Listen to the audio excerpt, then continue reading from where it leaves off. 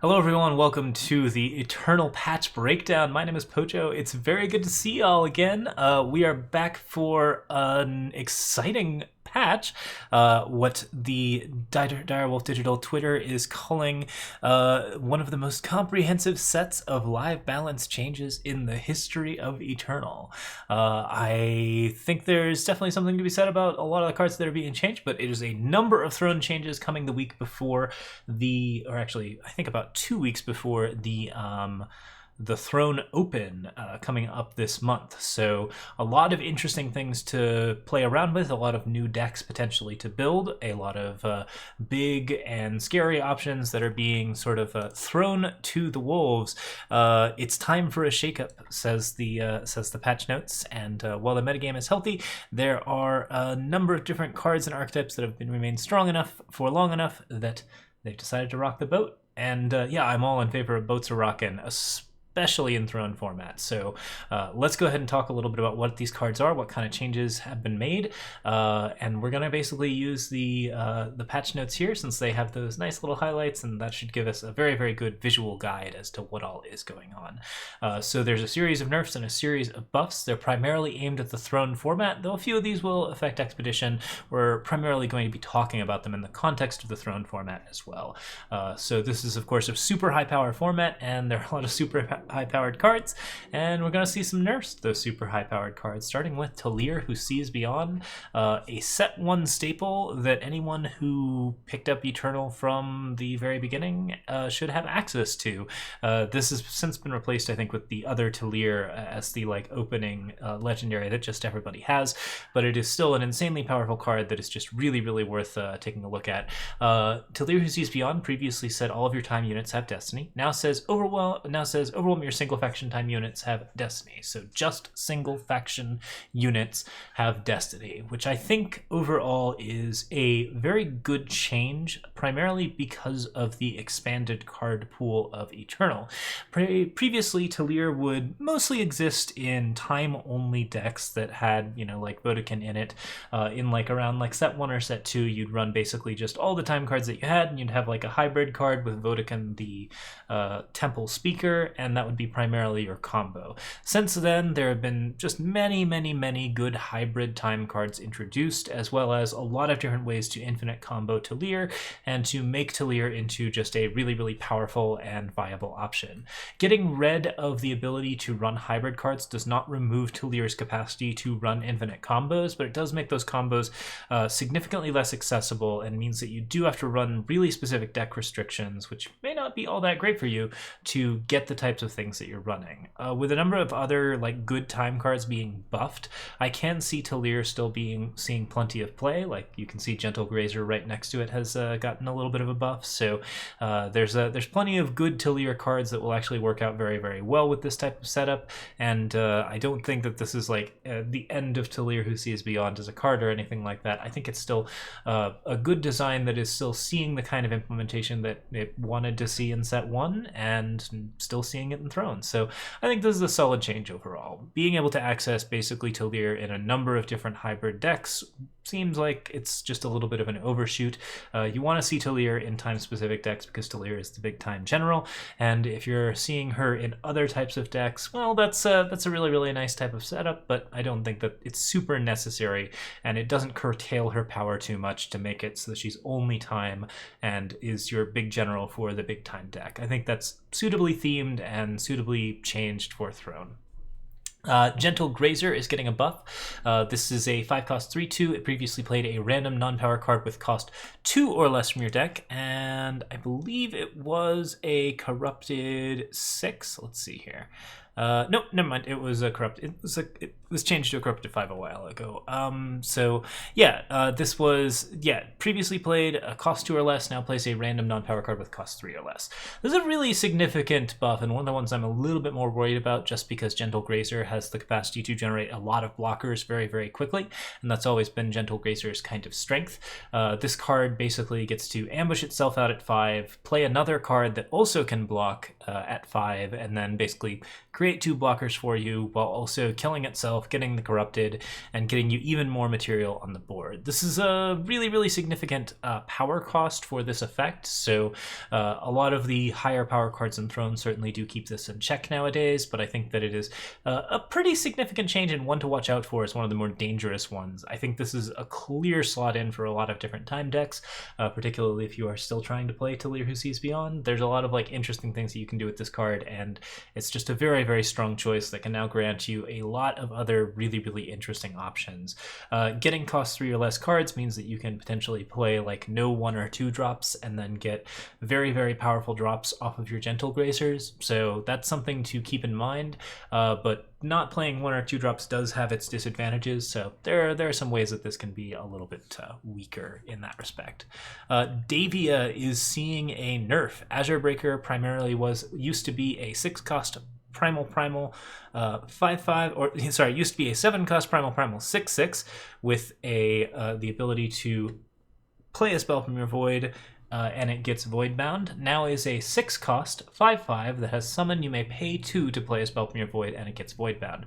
This effectively lowers Devia's overall strength, allows her to be played a little bit earlier if you want to access the stun ability, but requires her to be played later in order to get the spell. You have to play her at 8 power in order to get the spell, and you have to actually pay the extra for the spell, which is not really a big surprise. Devia has always been, like, I think one of the more broken cards that was released under the most recent sets. This card just kind of already did everything that it needed to do. It had Aegis, it had a really, really big body that traded really well with everything. It was fairly cheap, and it gave you a spell back from your void, which ends up being just an insanely powerful and effective tool in Primal. I think this card just always was something that commanded on a number of different fronts, and making some changes to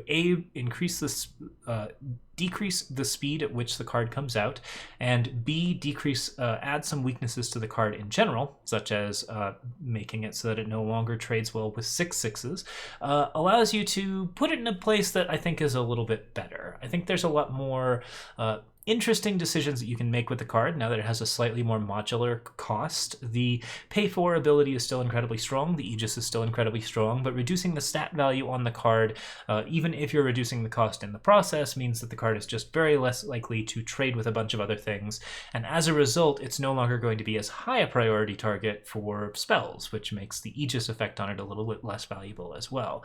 Being able to be eaten by a Carnosaur, things like that, are certainly helpful, and I think this is a good Throne change overall, as well as a good change to the design of the card.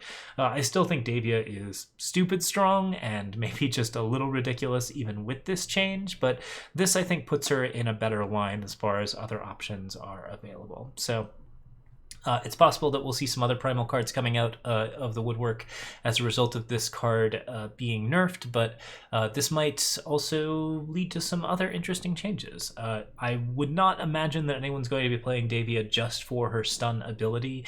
That spell effect is just way too powerful, but it's possible now that you'll get into a situation where you might want to play Devia at 6 to start laying down on those stun cards and doing some interesting things. So that adds a little bit of a side grade to Devia, where she now has some available options to counter out aggro options and maybe just give you some meat on the board when you wouldn't have it otherwise against aggro. So there's potentially some benefits to this effect, but I think primarily reducing the cost or increasing the cost at which you get the spell back from your void is a much needed change for the power level of this card. All right, Kroll, Zumik Occultist, previously played the unit from your void with cost less than or equal to the damage dealt. Now plays that unit, same thing except exhausted. So effectively, you can get your free card, but you can't block with it on the turn that you draw Kroll, Zumik Occultist, which is a reasonable change overall. This seems like a solid way to continue to leverage Kroll, which is a wonderful card, while giving it a little bit of a weakness and a little bit of vulnerability. I think overall the ability to just generate like a sudden free blocker is definitely really disruptive to your opponent's game plan, whereas getting good value is always just something that you can celebrate. This definitely removes power from the card without necessarily removing a lot of the fun aspects of Kroll's gameplay, primarily getting stuff for free. So overall, it's not a huge change to the design. It's still a very fun card to play. It's still really really rewards you going into Shadow and doing a lot of weird things with sort of self-sacrificial options, but she is a significantly, I think, just a little less powerful card while still keeping all of that delightful gameplay aspect. And I think this is a really good change overall. So, A+ change on that front. Ooh, that's a loud one. All right, so next up we have Vicious Highwayman. This card was 5, now costs 4 again. I believe this is a straight revert to what Vicious Highwayman was previously, which was an alternative to Bandit Queen. Taking it up to 5 didn't super work. I think people just primarily played Bandit Queen and didn't really have a particular reason to not play Vicious Highwayman, but having the two of them together used to be a significant problem in Stonescar options. This does enable a lot more Stonescar Rush decks and Stonescar aggro decks to be available in the Throne format. Take a look for this card potentially being a really, really important card in the upcoming Throne Open, because very, very fast red-purple decks are a great way to counter out some of the slower, safer decks that people will often be running in these types of opens. So keep an eye out for it. This card was really, really bonkers, and bringing it back down to its previous level is a scary choice, but I think that with the amount of other powerful cards available, this might potentially be okay. We'll see how it all shakes out. I personally still think that Bandit Queen is the better card, but Vicious Highwayman is a ridiculous option that has done really ridiculous things when it cost this much and had this stat line before. So yeah, take a look for it. It might be that this card comes back in terms of the Throne Open. There will be some really, really interesting things happening there. Okay, Garden of Omens. This change is really interesting. So Garden of Omens has changed from your spells cost 1 less to your spells can't be negated or stopped by Aegis. In other words, it no longer gives you discounts on cards, which means that you can no longer easily defend your Garden of Omens with counterspells and other really, really fast cards by just reducing the cost of them, playing it on 6 and then like counterspelling with a backlash, for example. It also means that this card's Ice Bolts now kill units with Aegis, which allows Garden of Omens to be used as a toolkit against many Aegis-based metas. And Meltdown also affects relics with Aegis, which means that Garden of Omens is a 5-cost card that can destroy a relic even when your opponent is standing behind an Aegis. That's a really interesting option that I think Skycrag is probably going to want to have access to, and this effectively changes the design of Garden of Omens to a card that has a number of different applications that it did not previously have. However, it does remove one of Garden of Omens' primary basic patterns, which was that this card would reduce the cost of all of your spells, so it would make your spell decks really, really powerful. And then when Tamaris came out, you would get even more cost reduction combined with lots and lots of blue card draw to make decks that could just play a ton of spells very, very quickly and control out your opponent with just a wild amount of tempo based off of all of the card draw and other access that you have to these like very, very cheap counter spells and very, very cheap draw spells. It was a really, really significant and sometimes frustrating card to be playing against. Even taking it down to 2 health, I think that this card had like a pretty frustrating pattern.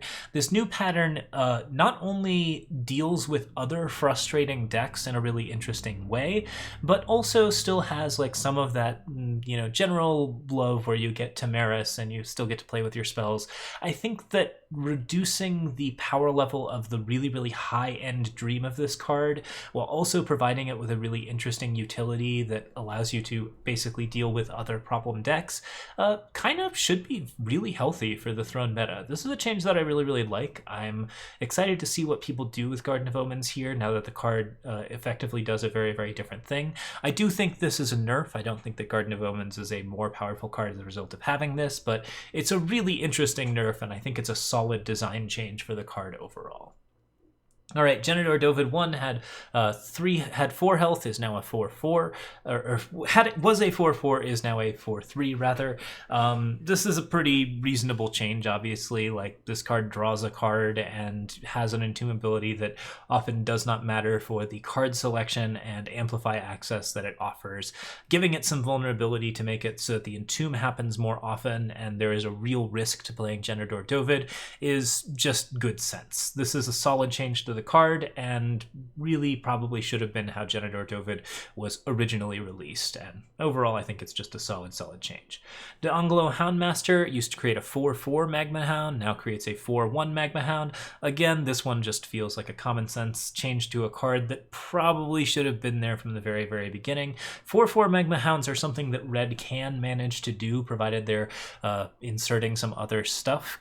I think that like the big tempo red cards that are also kind of chonky is a really unusual thing to have, but every once in a while it has been pulled off. There's a 1-cost card that puts that card on the top of your deck, and this card I think just gets access to that extremely large block of charge stats without really paying a lot of cost for it. It's really easy to activate, and that ends up being a real problem for a lot of interesting tempo charge decks, because the standard options that you have to deal with those decks are Hailstorm, Cerso's Choice, Lightning Storm, just any number of cards that can just deal damage to a wide variety of things, and those can't kill Magma Hounds.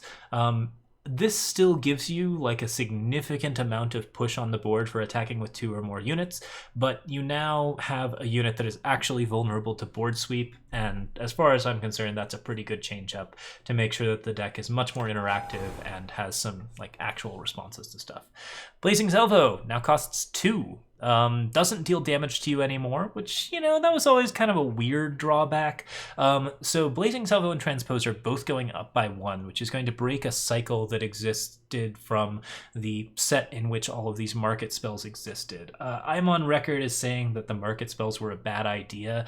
I think that 1-cost market spells were just always really unfun and not particularly interactive, and Transpose and Blazing Salvo are both cards that really just really emphasized how frustrating that sort of aspect was. Like being able to dip into your sideboard this quickly without really like even having to consider what your opponent had made for some really rough games. Blazing Salvo was always the 1-cost into a 2-cost, which meant that you could of course kill a 1/1 with it, and then or kill a 2/2 with it, and then pull out a Flash Fry or any other 2-cost spell, and then burn another card with it.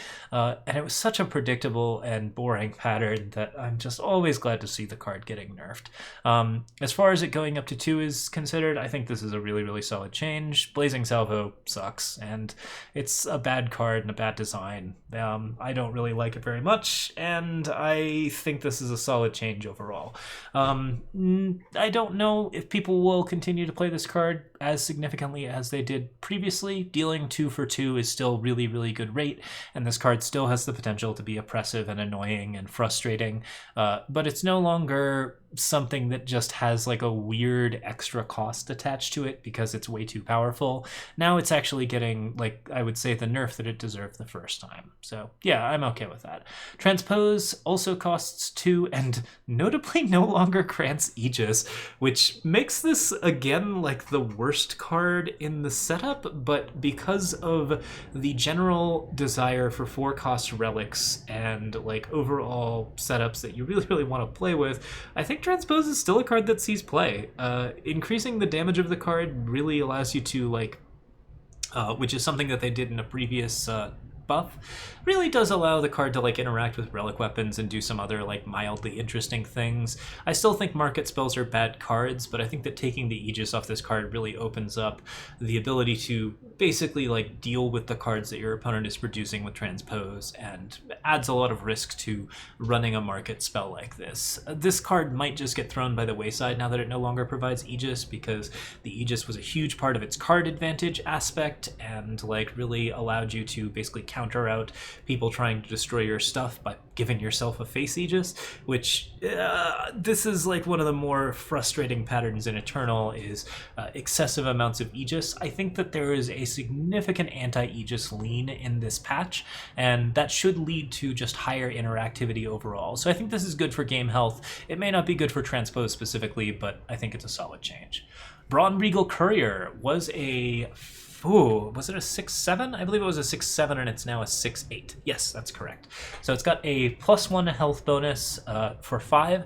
This now has like some real Sandstorm Titan level stats where you are just getting like an insane amount of stats for the cost. Time kind of has this thing going on pretty much every aspect, but a 5 cost 6/8 that also gives you maximum power, also gives you an extra benefit, and also allows you to pay 8 to play an 8/8 giant is a lot of great things that I think is like really, really interesting. Brawn has always been like a little bit of an awkward card. Just paying 5 for any vanilla large creature is pretty scary because the card is so easily removed with any type of like basic removal, Vanquish, Annihilate, Islands, Choice, Slay, you know, whatever you want to do. You can usually get rid of this card before it actually produces the ultimate ability, and then like even if it does produce the ultimate ability, Harsh Rule and many Wrath effects that are very common in Throne have always just kind of limited this card's overall power. Giving it an extra strength just means that it doesn't die to like Ice Bolt and a couple of other interesting things, and it means that it trades a little better, and I think that's a fine change. It doesn't increase the clock of the card, it just means that it's more survivable and harder to get rid of, and for time that's a really, really important thing because you want to be playing big cards, and you want to be playing cards that increase your maximum power, and you want to be playing cards that allow you to play more than one card in a turn, or more than one card per your cards that are being played, because you're really looking for all of that extra value. That's a lot of what Time's identity is about. So this change really supports Time identity, and I'm pretty for it. Predatory Carnosaur went from a 5/6 back to a 6/6. This is a revert to the original Throne change. I am fully in favor of this card change. I think that Predatory Carnosaur is a really, really powerful card and a really, really fun card. And at 5/6, it really just wasn't fun, and it wasn't very interesting to play. The card didn't kill enough things, so you really rarely wanted to run it, and it is a card that is like kind of indicative and definitive of Time. So I think that bringing it back up to these stats should be just fine, particularly in the Throne format where it's just kind of something that you really, really want to see. All right, next up we got Jadehorn, Corrupted 6 to Corrupted 5. That's a pretty minor change, but it does help out Armory decks, and Armory decks definitely can deserve some love. I think this is a reasonable option. 6 is a lot to pay for a couple of armor and the ability to attack an additional time this turn, and if you are trying to attack an additional time this turn, you're also probably trying to play a weapon to be able to attack an additional time this turn. So being able to access the interaction where you actually get to play a weapon, play the corrupted cost, even if you can do that just like once during a game, that's a pretty satisfying sort of loop. I think this allows Jadehorn to fulfill more on its promises and is overall like a reasonable change to the setup. Yeti Furflinger, no longer triple primal, notably not showing that, but that's okay. It's a 3-cost summon Nightfall, ultimate pay 5 to transform another unit into a 2/2 flying squirrel where it was previously pay 6. And it used to be 3 primal, but it's now 2. So this means that Yeti Furflinger now is more accessible to hybrid decks, which is pretty important. 3-cost triple primal basically made the card almost unplayable on 3, but now Primal has some interesting Nightfall access and also has the ability to deal with some problem children if they're playing a sort of like mid-rangey blue Nightfall. This is an archetype that I think blue doesn't really access often enough, so I'm super happy to see some buffs that actually benefit it. It is a very powerful Yeti card, notably, so that is something that might be important to note in Skycrag setups and other things like that. You could potentially get some really, really wild stuff going on with that. Alright, Prowling Amarok. Summon, give Prowling Amarok Aegis or Quick Draw. I believe this card previously gave +2 attack and now only gives +1. Let me double check that. I'm not even sure if it's on the list here. Oh, here it is. Yeah, it was +2 strength. It is now +1. So yeah, minor nerf to the card overall, but yeah, this card was pretty definitively powerful due to its ability to be bounced multiple times and then have both Aegis and Quick Draw combined with a accessible amount of extra damage. The Quick Draw and Aegis and the ability to sort of just continue to get in really made this card like one of the more annoying and persistent Grenadin out there. It is a powerful card, and I think that this is an okay change to it that still allows the card to fulfill on its promises of just being something that will slowly win you the game over time if you are putting it back into your hand over and over again. I think there's a lot of interesting things that you can do with Prowling Amarok, and I don't think this is going to necessarily destroy the card's overall value. This seems more like an Expedition change than a Throne change to me, but it's possible that I've missed the Throne deck that has occurred in this. I've been on something of an eternal hiatus. Alright, Sling of the Chi up to 4 from 3. yes, good. That card's terrible. Yeah, this card has always just been like way too powerful for what it does. Commenting it to cost 4 means that you really can't access a lot of its abilities without actually paying a significant price in tempo and in cost. A 4-cost Relic is hard to play, and that's something that you really need when the next thing that you're doing is killing one of your opponent's things and drawing a card. So yeah, it's pretty rough. Overall, Sling of the Chi has always been a really powerful archetype. This basically puts that archetype into a significantly riskier zone and makes it so it's much harder to actually get the whole thing rolling. I'm very fond of this change. Shrine to Carpet for when it was 3. Can it be 5? This card's also terrible. Yeah, I have never liked Shrine to Carpet decks. I think that this is like one of the cards that I would have cost 8 if like I could. It is just like I find it a very frustrating archetype, and always have. So yeah, I'm personally pretty biased against this card, but it is also definitely very powerful in the Throne meta and has led to a really significant and repetitive amount of Kato and other sacrifice-based decks that just always are able to recover from basically anything that you're doing to them by gaining an absolutely absurd amount of life and then generating tokens that cannot really be effectively identified or dealt with due to their having charge and lifesteal and always giving you just enough health to continue to survive turn after turn after turn. It feels very anti-Stonesguard to gain this much life in a game, and also it is just a card that like, oof, yeah, I'm not a big fan of this one overall. Personally, I think it should lose lifesteal and maybe stay at 3, but yeah, this is a fine change. I'd rather it be at 5. I really don't like this card. Vodacon Staff is getting Endurance. It didn't have Endurance before, so this now allows the card to break permafrosts and deal with a number of other like more permanent solutions to Vodacon Staff. So the lie of Vodacon Staff was always that it is a card that has significant amounts of permanent benefits to units where you can just constantly get it back over and over again. And the reason that it was often a lie is because those cards could frequently just be locked down by a 1-cost card called Permafrost. This is a problem that has existed, I think, since set 1. The card having Endurance puts it in an insane power place. 3/3/4/3 is still a really powerful weapon, and giving Endurance to that card means that you can actually get card advantage out of it while also generating really good board advantage due to the ability to now block with the larger unit that you are attacking with. This just gives you a commanding board position that you can repeat over and over again with Empower. This is one of those cards to watch out for in the Throne Open. I think it's actually really good. It's a solid design as well. I've always wondered if you should give this card Endurance, and turns out maybe yes. Kahanya Skilled Caster goes from a 2/4 to a 2/5. This is an okay change. 2/5 is a pretty reasonable stat line for a hybrid 3-cost card in time. This is like the Combre Healer setup. Generally, like this, I think just gives you a little bit more gas. The card has Endurance, so this allows you to actually attack with it more frequently without actually having to trade, and it also means that you have like a little bit more stats on your card that is trying to silence sites or kill sites or deal some silence effects to very small units. Overall, positive change for the card. It is a little bit of a frustrating card overall, but I don't think it was ever very powerful, so this is a solid option. Amar, Dark Summoner, goes up to 3. This is one of those ones where it's like, yeah, that's not really a very big surprise. That card probably always should have cost 3, but they tried it at 2. Now it costs 3, and that's better. That's a better place for it. Rhyme Conclave Smuggler was a 3/2, is now a 3/1. This was one of the more powerful options in green and blue, and again, we are seeing some very anti-Aegis lean in this Throne change-up. I think this is a solid change-up overall because I'm always happy for Aegis cards to have more risk due to the tremendous amount of them in Throne.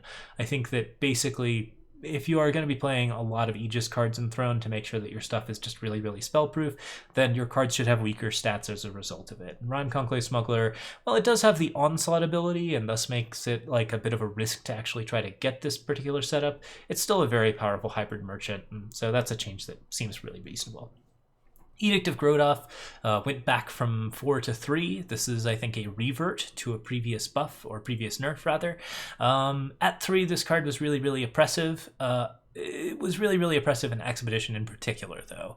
Now that it's in Throne, I think this is probably fine. I think there's a definite anti-blue lean as well as an anti-Aegis lean in this particular set of buffs and nerfs, but yeah, I'm probably okay with that because this definitely messes with some pretty interesting stuff and maybe opens up the ability to just change the meta around a little bit. We'll see how important this change up is. I'm more worried about Slay going to fast than Edict going to 3, but yeah, we'll talk about that when we get to Slay. Danglo Might is now 6, where I believe it previously cost 5. This card apparently just drew too many cards for Shadow.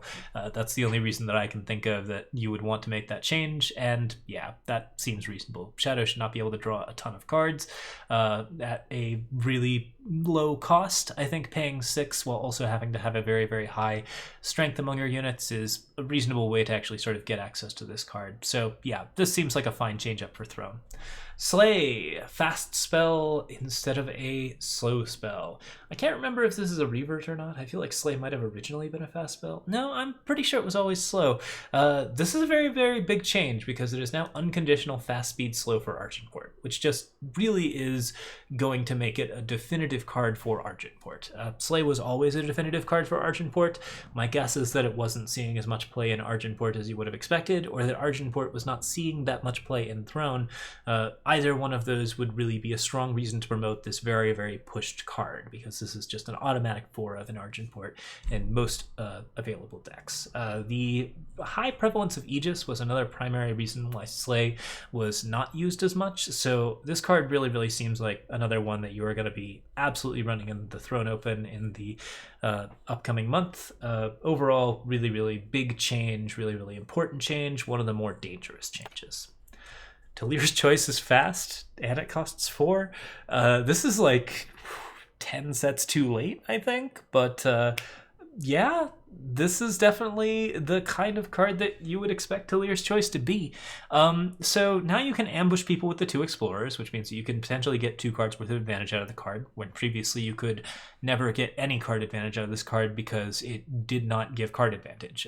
You can only deal damage and get a pseudo rally effect at slow speed for 5, which is bad, or you can gain life and get 2 kind of crappy blockers, which is bad. Now the card can be used fast, which means A, you can pump an incredible amount of damage into a slightly more expensive rally, which is good, or you can gain a little bit of life in a tough situation while also playing 2 blockers to prevent very, very large units from killing you, which is also good. Both of those things potentially lead to game-winning swings.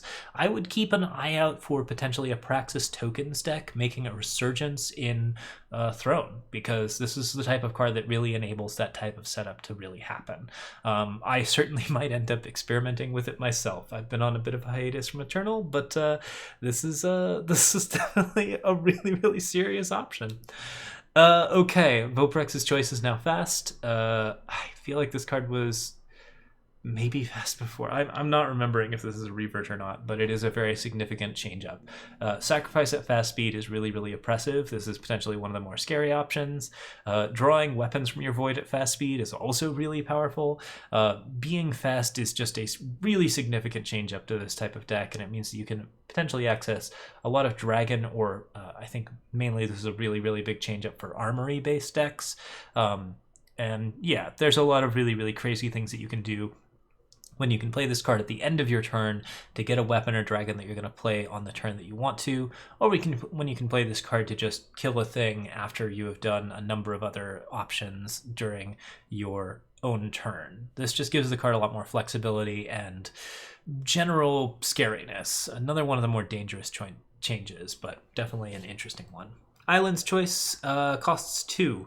I think Island's Choice has always had an identity issue where it is, as a hybrid card, designed to be like a little bit more useful than potentially like Vanquish or other stuff like that.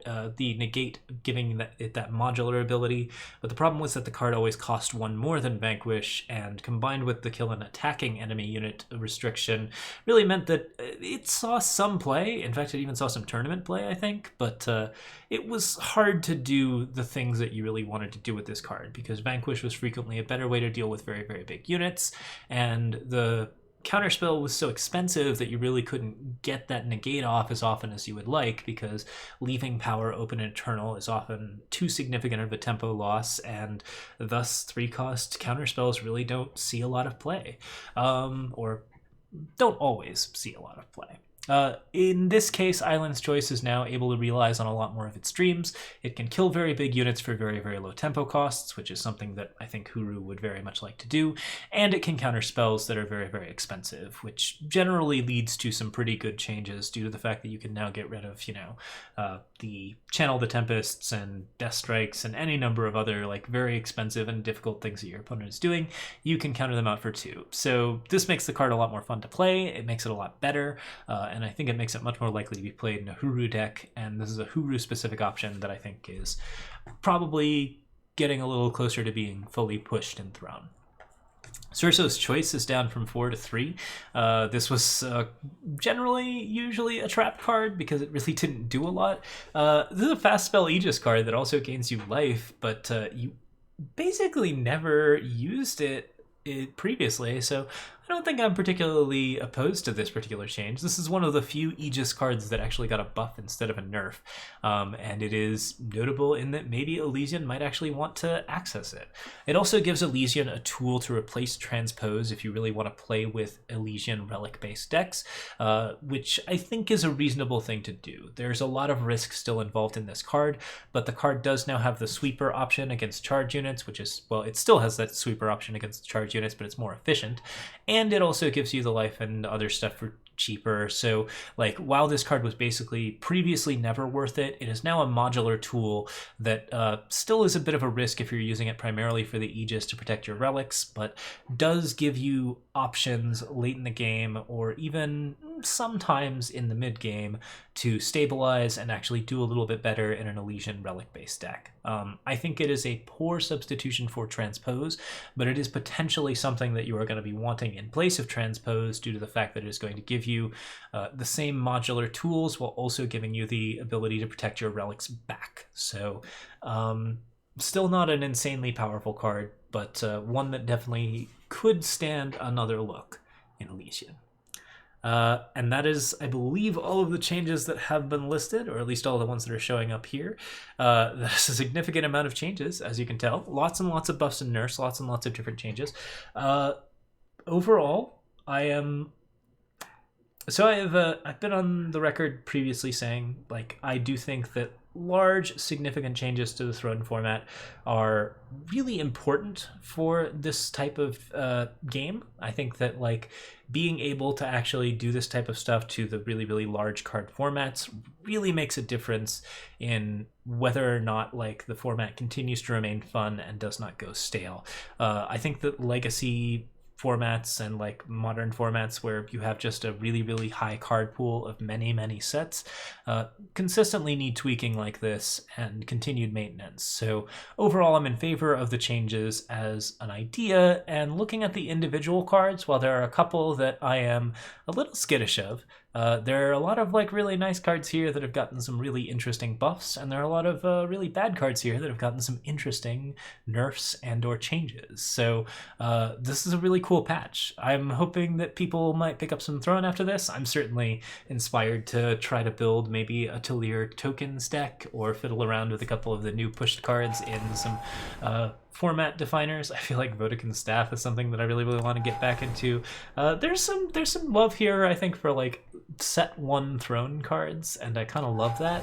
So yeah, there's a lot of interesting stuff to play around with, and a lot of stuff that's coming back in style that I think is gonna be really fun to play with too. So definitely realizing on a lot of fun dreams, not really adding a lot of unfun cards to the set, while actually really making a lot of effort to increase the interactivity and just fun of the cards that are currently existing. So yeah, this is an A patch. This is a solid option where you get like a lot of really cool tools, and it should make Throne a little bit more fun to play, a little bit more interesting to play in the future. So get started on those decks. The Throne Open's coming up if you are interested in competing for Worlds. Lots of cool stuff to be playing around with, and I hope you all enjoy it. Thank you so much for watching. My name is Pojo. or M, whatever you want to call me at the moment. We will be doing some rebranding soon, and at the moment, we are still streaming live at Twitch TV/LocoPojo. As I said, I've been on a bit of an eternal hiatus, but stay tuned. We'll definitely be back to this game soon, and possibly like right away with the many interesting changes that there are to be playing around with. So see you soon, everyone. Thank you so much for watching, and have a good one. Bye.